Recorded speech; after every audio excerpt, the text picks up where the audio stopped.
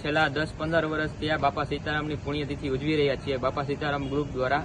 અને અમે દર પુણ્યતિથિએ અમે દર વર્ષે ઓછામાં ઓછા 500 થી 700 જણાનું જમણવાર કરીએ છીએ અને એરિયાના તથા ભાઈઓ તથા તમામ બહેનોને તથા છોકરાઓને જમાડીએ છીએ. અને મંદબુદ્ધિના છોકરાઓને બુંદી ગાંઠિયા તથા બધું જ અમે જમાડીએ છીએ અને અમને ખૂબ જ આનંદ આવે છે. ઓછામાં ઓછા 15-20 વર્ષ પહેલા અમારા વડીલો કરતા અત્યારે અમે કરીએ છીએ.